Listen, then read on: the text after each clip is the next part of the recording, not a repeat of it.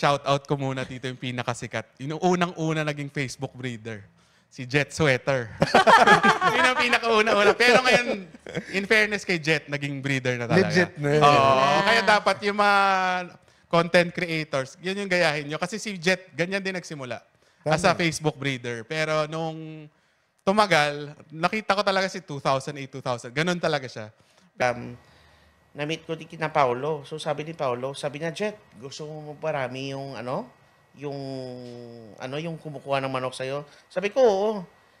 Hindi ka puro post at puro benta ng manok. Dapat i-test mo rin yung manok mo sa pit.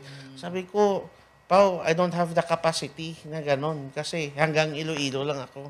Sabi niya, magpadala ka ng manok. Akong bahala. Sabi ko, anong babayad ko sa'yo? Sabi niya, wala kang babayaran. Basta magkaibigan tayo. So, sige, padala ako nun. Una-una, padala ako ng padala. Tawag agad pa, Jet, yung manok mo, yung pinadala mo lahat, puro pangit yung buntot. Kasi hindi ako, like yung sisiyo ko healthy.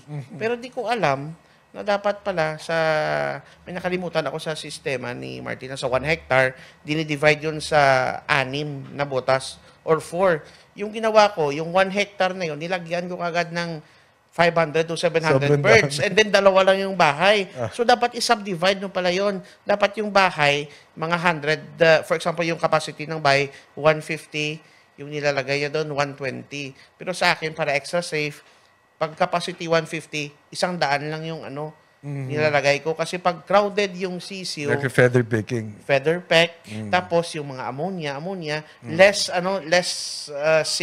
sickly, hindi magiging frail yung mga yung mga sisiyo mo.